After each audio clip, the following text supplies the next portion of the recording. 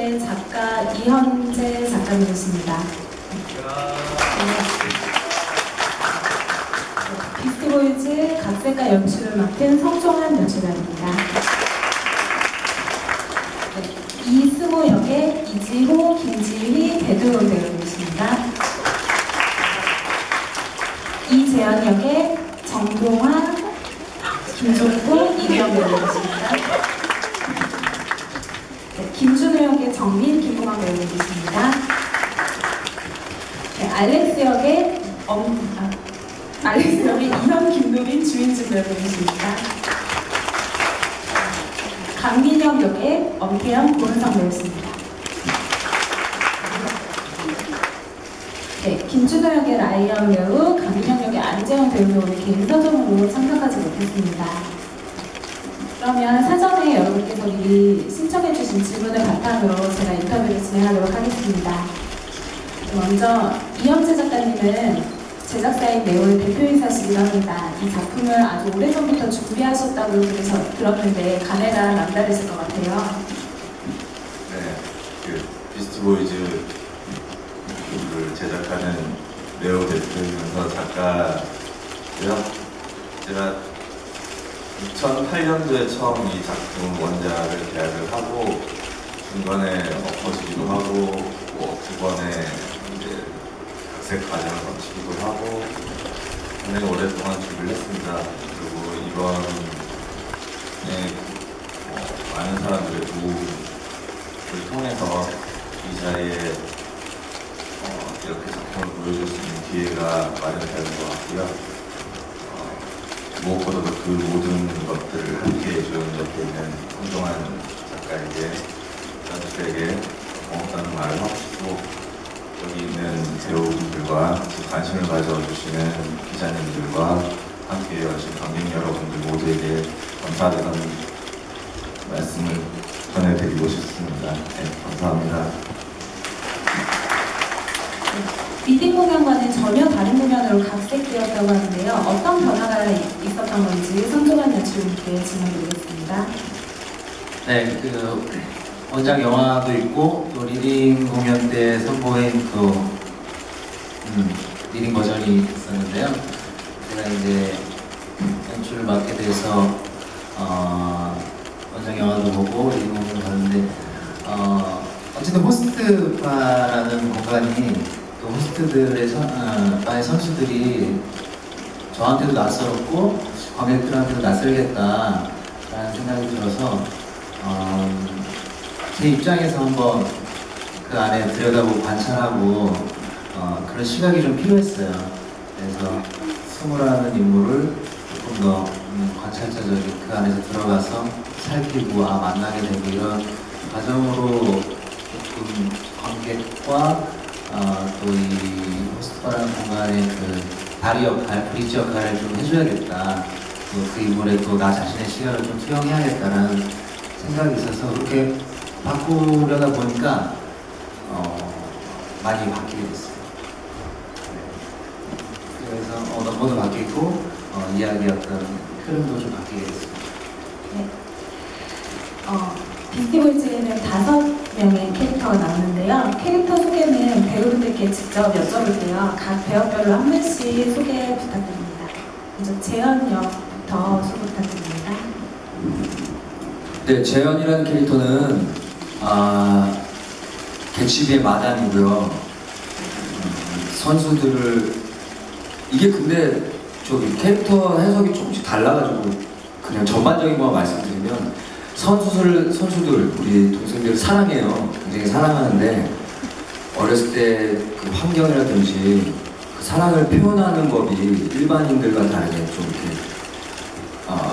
어눌하고 서툴러서 그래가지고 이제 자기 방식으로 사랑을 표현하다 보니까 자꾸 엇나가게 되는, 그래서 좀 이렇게 안쓰럽고 고독하고 우울한 그런 남자아이입니다.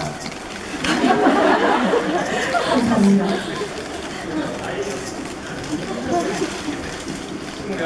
네, 이승우라는 역할은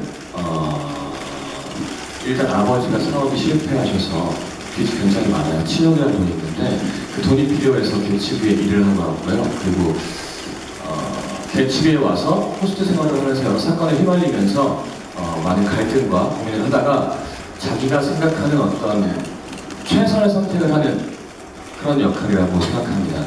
네. 끝. 네, 준호 역을 맡은 김보광입니다. 준호 역은요, 김준호라는 인물은 그렇죠. 저희 극에서는 등장하지는 않지만 굉장히 많이 등장하는 지원이라는 여자아이가 있습니다. 그 아이가 준호의 어렸을 때 순수했던 시절에 자신이 항상 찾아다녔던 그런 아이인데요. 그 아이를 만나게 됩니다. 근데 현실에선 그 아이가, 그 사랑했던 아이가 자신이 가장 믿고 따르던 형인, 마담이자 형인 재현이의 와이프가 됩니다. 네. 그 사실에 굉장히 배신감을 느끼고 또 실망을, 서운하기도 하고 그런 마음에 이제 마담에게서 벗어나고 싶어하는 이 개츠비에서 이런 더러운 현실에서 빨리 벗어나버리고 싶어하는 가장 로맨틱하면서 좀 현실과는 좀 동떨어진 그런 캐릭터죠. 현실을 쫓기보다는, 미래를 쫓기보다는 아직도 과거에 좀 얽매여 사는 그런 캐릭터입니다. 의리나 봅니다. 시켰어요. 의리. 다음은 누구지? 다음 네, 끝이에요. 예. 네. 주민진입니다. 예. 두 분. 알렉스라는 캐릭터는요, 어찌 보면 이 모든 캐릭터 중에 가장 현실적이지 않을까라는 생각도 한번 들긴 해요.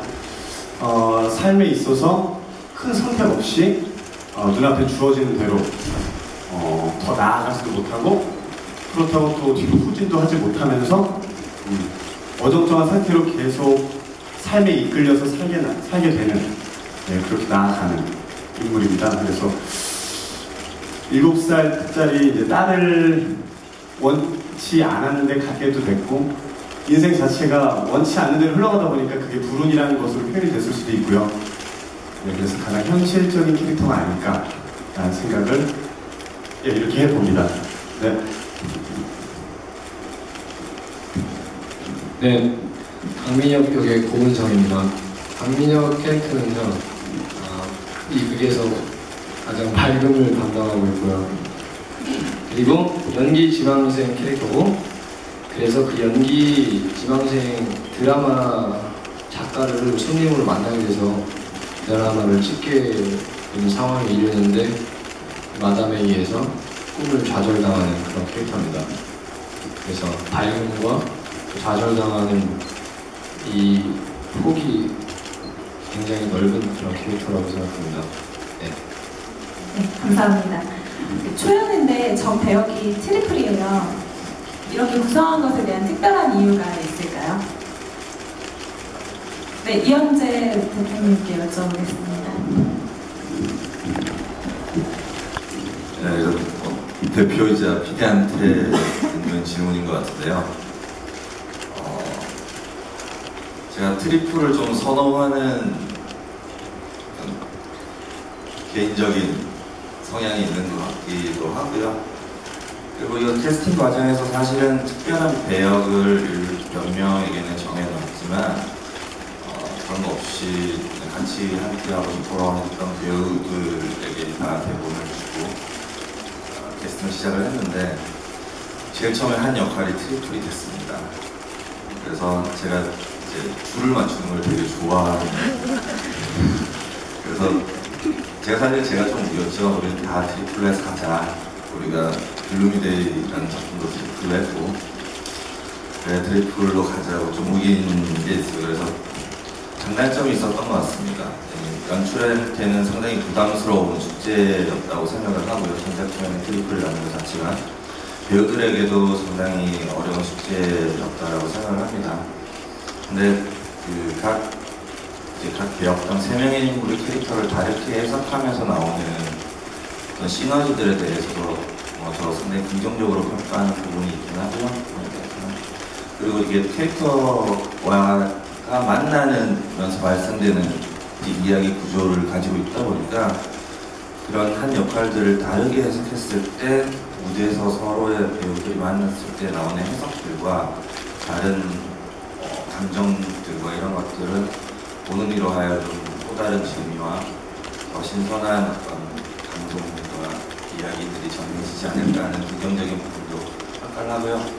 이 자리를 빌어 연출에게 좀 미안한 마음을 너무 큰 일을 시키지 않았나 생각이 들기도 합니다. 네, 남자 배우분들만 15분이 연습을 하다 보면은 굉장히 재밌는 에피소드가 많이 있었을 것 같아요.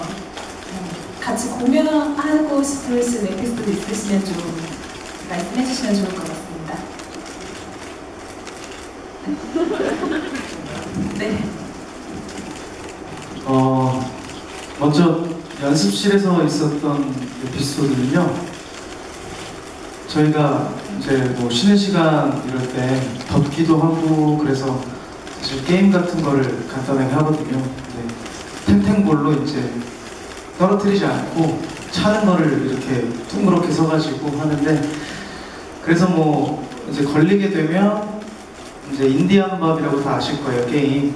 그렇게 해서 때리게 되는데 저한테 사진이 있는데 참 등자국에 정말 선명하게 모든 배우들의 손자국이 이게 누구 손인 줄 다 알 정도로 선명하게 남았던 어떤 그런 재미있는 좀 에피소드인데 말로 하니까 재미가 없네요.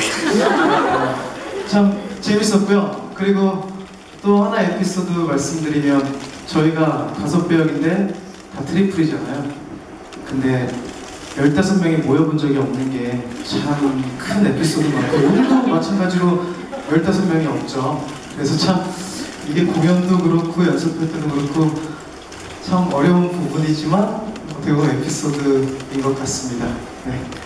아까 무대 뒤에서 이현 배우님도 되게 재밌었던 일 많으셨다고 말씀해 주셨는데 네, 같이 공유해 주세요. 에피소드라고 하긴 뭐하고요. 좀 처음 겪은 거였어요. 남자만 15명이서 한 작품을 만드는 거에 대한 그 시간에 그냥 어떻게 보면 소소한 추억인데 다들 어떻게 생각하고 있을지 모르겠어요. 연습실 바닥을 저희가 15명이 다 왔다 갔다 하니까 얼마나 더럽겠어요. 그래서 아예 우리 연습실을 깨끗하게 쓰자. 그래서 모두 맨발로 연습실에서 연습을 했거든요. 그래서 매일매일 물티슈로 저희가 직접 연습실 바닥을 일렬로 쫙 서서 손으로 열심히 닦아가며 연습을 했던 기억이 있네요. 근데 그렇게 해도 남자들 15명이라 그런지 냄새는 안 빠지더라고요. 네. 그 냄새가 저는 올 여름에 추억으로 남을 것 같네요. 네. 감사합니다. 내가 예민한 건가 그럼? 네, 아무래도 그 배경이 호스트 바다 보니까 작품을 선택하실 때 약간의 부담감도 있었을 것 같아요. 이규영 배우님께 여쭤볼게요. 작품 선택 전에 이런 부분에 대한 고민은 없으셨는지 궁금합니다.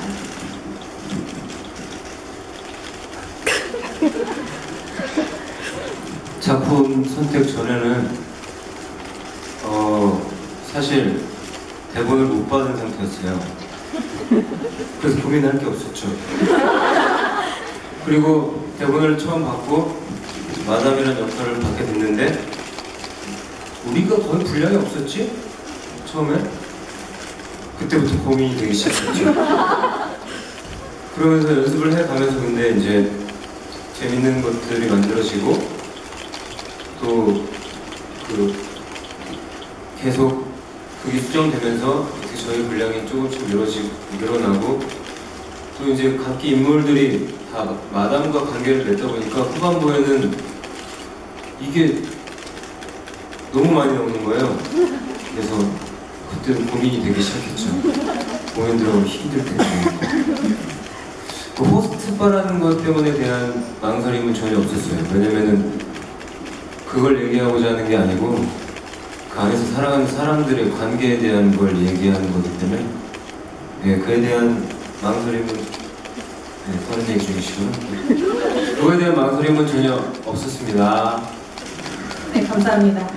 지금 원래 모시기로 했던 한 분이 분이 한 분 더 계셨는데요. 저희 비스티보이즈 작곡가신 홍정희 작곡가님 지금 막 도착하셨다고 해서 모시도록 하겠습니다.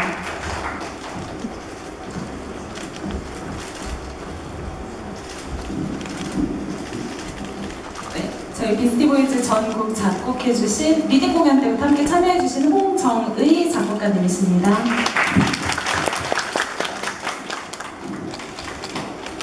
작곡가님 오시자마자 제가 질문 하나 드릴게요. 네. 네, 저희 리딩 공연 때도 전곡을 작곡해 주셨다고 들었어요. 근데 이번에 공연이 새롭게 올라가면서 넘버를 전곡 다 새로운 곡으로 다시 작곡을 하셨다고 들었거든요. 네, 그리고 이번 공연의 음악의 장르도 굉장히 다양하던데 음악에 대한 설명 좀 부탁드리고 전체 곡을 다 변경하시면서 좀 아쉬운 부분은 없으셨는지 가지고 오고 싶었던 넘버가 있었다든지 뭐 이런 부분들에 대한 설명 좀 부탁드릴게요. 네, 일단 그 저번에 리딩 공연 같은 경우에는 그 작품이 지금 본 공연이랑 굉장히 많이 달라졌고 또 그 대본 자체가 각색이 아예 다른 방향으로 됐기 때문에 곡을 바꿀 수밖에 없는 아주 피치 못할 가슴 아픈 상황이 발생이 됐습니다. 네, 그래서